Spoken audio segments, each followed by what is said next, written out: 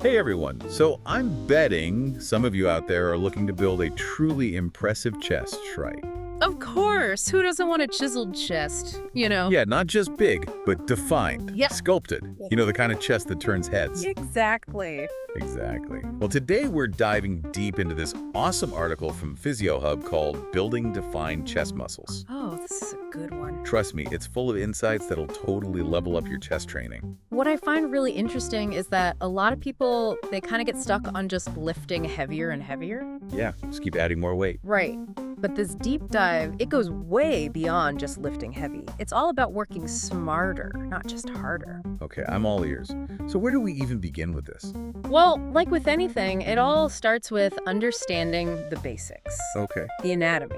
So you know that big chest muscle, the pectoralis major? Yeah, the pecs. Well, it's actually divided into two sections. The clavicular head, which is up top, and the sternal head, which is below. So upper and lower chest. Got it. But why is that split so important? I mean, isn't it all just one big muscle?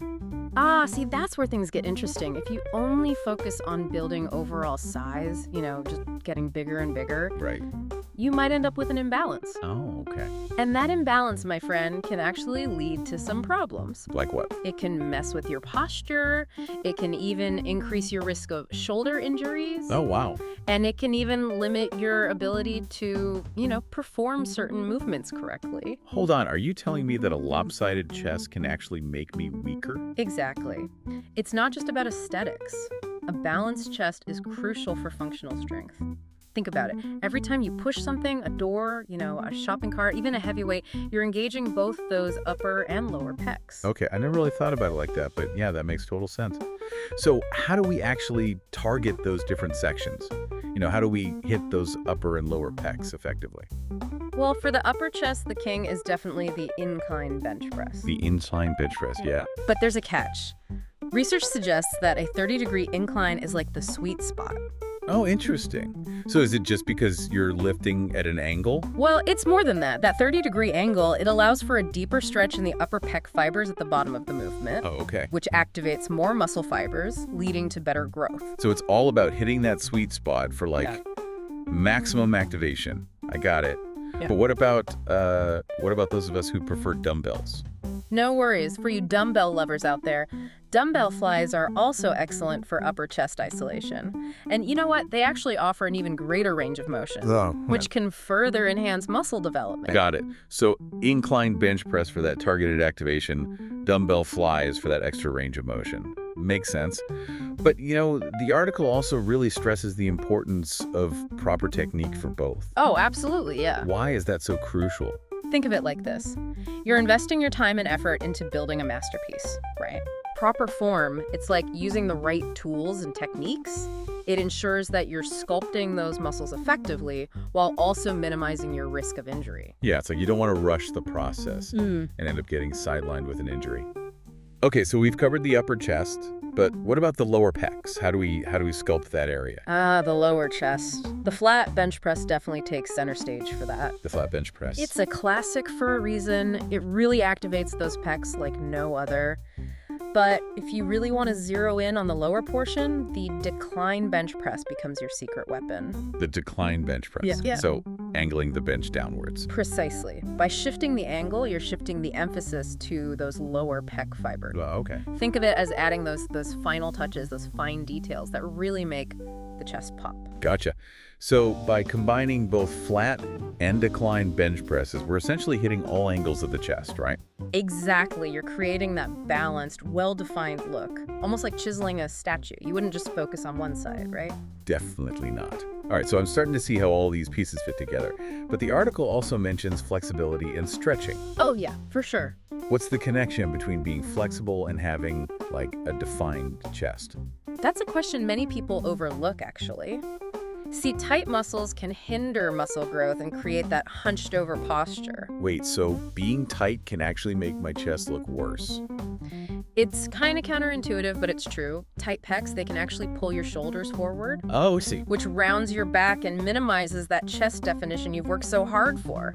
So by improving flexibility, we're not only increasing our range of motion, but also enhancing the visual appeal of our chest. You got it. The article highlights a specific type of stretching called shoulder horizontal abduction stretching. Okay. It's particularly effective at 90 degrees and 150 degrees because it really targets the pectoralis minor, which is a smaller muscle that often gets tight from all that chest training. Oh, so we're basically stretching that pec minor to help kind of elongate it and improve overall flexibility.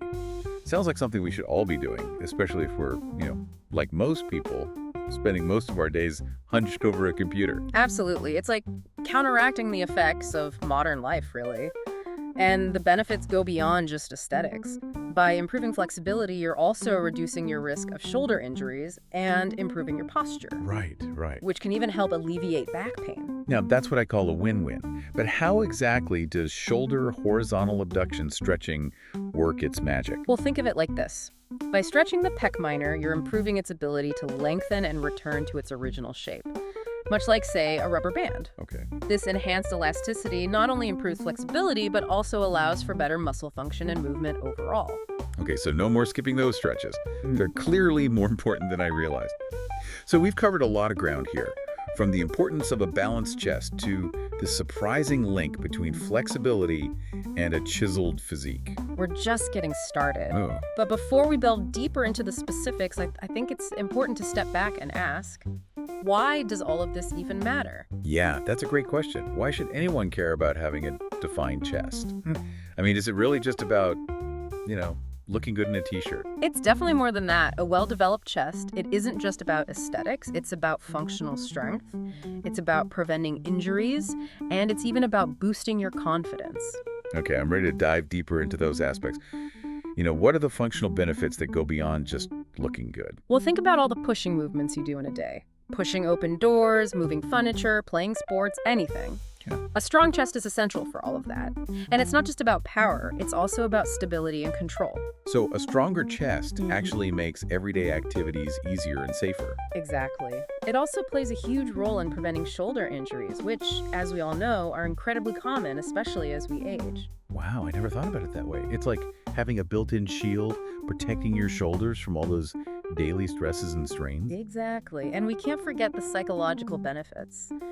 Feeling strong and confident in your own body can have a ripple effect on other areas of your life. It's true. There's a certain sense of empowerment that comes with, knowing you're physically capable. It's like that saying, when you look good, you feel good. But in this case, it's more like when you feel strong, you feel good. That's it. It's about building a stronger, more resilient, and more confident version of yourself, inside and out. And a defined chest can be a symbol of that transformation. I love that perspective. It's about so much more than just aesthetics. So we've covered a lot of ground in this first part of our deep dives. We've gone from understanding the anatomy of the chest to the, surprising link between flexibility and a chiseled physique. And we're just scratching the surface. Oh, there's more. But before we move on, I think it's time to pause and let all of this information sink in. Take a moment to reflect on your own training goals and how these insights might help you achieve them. That's right. This is your journey, your transformation. We're just here to provide the roadmap. And trust me, the journey ahead is going to be both challenging and incredibly rewarding. So stay tuned as we delve even deeper into the science and strategies for building a chest you can be truly proud of. We'll be back in a flash. Welcome back. I don't know about you, but after that first part, I'm ready to hit the gym right now. Yeah, it's amazing how, just understanding a few things can really get you motivated, huh? Totally. But before we get too carried away, I think it's important to remember that building an impressive chest, like a really defined chest, it takes time. Oh, absolutely. Dedication. For sure. Hard work. It's a journey, And like any good journey, it's about enjoying the process, Yeah. Celebrating the milestones along the way, those little victories, like when you finally lift a little heavier, you start to notice those muscles actually taking shape. That's what keeps you going. Speaking of milestones, how long does it actually take to see results? Noticeable results. Asking for a friend, of course. Well, everyone's different, right? There are so many factors involved. You got your genetics, your training intensity, nutrition, even sleep quality. But generally speaking, with consistent effort, a good program, you can start seeing some noticeable changes within a few months. Okay, so patience is key. Got it. But what about those times when you hit a plateau? When progress just seems to stall Any tips for pushing through those frustrating moments? Plateaus, they're totally normal. It's just your body's way of adapting to the challenge. But it doesn't mean you're stuck. Sometimes all it takes is a little tweak to your routine. Change the exercises, maybe increase the weight a bit, or even just take a few days off. Yeah. Let your body recover so you can come back even stronger. The article also talks about listening to your body, which I think is really important. Oh, for sure. But what does that actually mean, in the context of building a chest? It's about paying attention to those signals, the ones your body sends you. Pain, obviously, that's a big one. Yeah. But also things like fatigue, soreness, even your mental state. Like, are you feeling burnt out? Maybe it's time to take a rest day or switch up your workout a little bit. So it's not just about pushing yourself to the limit every single workout. No, not at all. Pushing yourself is good, but pushing yourself to the point of injury, that's just counterproductive. Remember, consistency is key. It's better to make steady progress over time than to burn out or, get injured and have to stop completely. That makes total sense. It's like that saying, slow and steady wins the race. Exactly. But speaking of consistency, what about nutrition? How important is diet when it comes to building a defined chest? Oh, nutrition is absolutely crucial. You could have the best workout routine in the world, but if you're not fueling your body with the right stuff, you're not going to see the results you want. So it's not just about, eating a ton of protein. Protein is definitely important, don't get me wrong. It's essential for muscle growth and repair. Right. But you also need enough complex carbs for energy, healthy fats for hormone production, and, just a good variety of vitamins and minerals to support your overall health and help your body recover. So it's about creating a balanced and sustainable approach, something that you can actually stick with, that works for you and your goals. Precisely. Think of it as providing your body with the building blocks it needs to create that masterpiece. Okay, so we've talked about patience, listening to our bodies, fueling ourselves properly, the whole package. But what are some of the common mistakes people make when they're trying to build a defined chest? What are those pitfalls we should avoid? One of the biggest ones I see is people focusing too much on weight and not enough on form. Like we talked about earlier, proper form is essential for really targeting those muscles and preventing injuries. Yeah, it's not about how much you can lift, it's about how well you lift it. Quality over quantity. 100%. Another mistake is neglecting flexibility and mobility work. Remember how we were talking about tight muscles hindering muscle growth? Yeah. And even potentially leading to injuries. We tend to get so focused on building strength that we forget about, keeping those muscles loose and mobile. Right, makes sense. And lastly, a lot of people just don't have a clear plan or a goal. You need structure, A solid workout routine that hits all areas of the chest and, a good understanding of what you're actually trying to achieve. I like that. Having a roadmap just makes the journey so much smoother. Absolutely. But beyond just the physical stuff, the article also touches on something that really resonated with me. Oh, yeah. That connection between a strong chest and overall confidence. I think there's definitely something to that. There's no doubt about it. The way we feel physically has a huge impact on our mental and emotional state. Feeling strong and confident in your body, it radiates outwards. It affects how you interact with the world, how you perceive yourself, everything. Yeah, there's something about feeling physically strong that just gives you this inner confidence.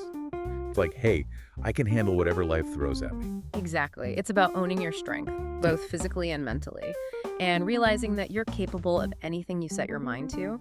So, if you're listening to this and thinking about starting your journey to a more defined chest, just remember, it's about so much more than just aesthetics. It really is. It's about building a stronger, more resilient, more confident you. I love that. It's about taking ownership of your body, pushing your limits, and discovering just how much you're capable of. And you know what? Along the way, you might even inspire others to start their own fitness journeys. That's awesome. This whole deep dive has been super informative and motivating. We've gone through the science, busted some myths, and explored all these different facets of building a defined chest. It's been a really great conversation. It has. And I really hope our listeners feel ready to take all this knowledge and, apply it to their own training. Absolutely. Remember, building a defined chest isn't just about how you look. It's about strength, resilience, confidence, and embracing the power of fitness to transform your life. It's a whole lifestyle change, really. Totally. And before we wrap up this episode, I want to leave our listeners with one final thought-provoking question, something to really get them thinking and hopefully taking action. So now that we've really explored all these different aspects of building a defined chest, from the anatomy to the mindset, I want to ask you this. What's one small change you can make today to start moving towards that goal? Is it adding an incline bench press to your routine? Yeah. Maybe it's finally committing to those stretches we talked about. Stretching is so important. Or could it even be just being more mindful of your posture throughout the day? Those little things. Sometimes the smallest changes can make the biggest difference. It's all about taking that first step and just building momentum from there. I love that. Yeah. It's not about overhauling your entire life overnight. It's about those small, consistent actions that really add up over time. Exactly. And, it's important to remember progress isn't always linear. There will be setbacks, plateaus, moments of doubt. But it's during those challenging times that your true commitment is really tested. It's all about embracing the journey, with all its ups and downs. Yeah. And trusting the process. And remember, you don't have to do this alone. That's so important. There are tons of resources out there, online communities, personal trainers, people who can offer support and guidance along the way. Absolutely. And, don't underestimate the power of surrounding yourself with like-minded people. People who share your passion for fitness and self-improvement. Sometimes just having that support system can make all the difference. For sure. And don't forget to celebrate those victories no matter how small they may seem. Every rep, every stretch, every healthy meal, it's a step closer to your goal. So true. Yeah. It's all about acknowledging those wins and using them as fuel to keep moving forward. Well, we've reached the end of our deep dive, and I have to say I'm feeling super energized and inspired. Me too. We've unpacked the science, we debunked some myths, and really explored all these amazing benefits of building a defined chest. It's been a great journey. It really has. And I hope everyone listening feels empowered to take all this knowledge and apply it to their own fitness journey. Absolutely. Remember, building a defined chest is about so much more than just aesthetics. It's about strength, resilience, confidence, and embracing that power of fitness to transform your life. Couldn't have said it better myself. So go out there, set those goals, and start building a chest and a life you can be truly proud of. And until next time, keep pushing, keep learning, and keep striving to become the best version of yourself.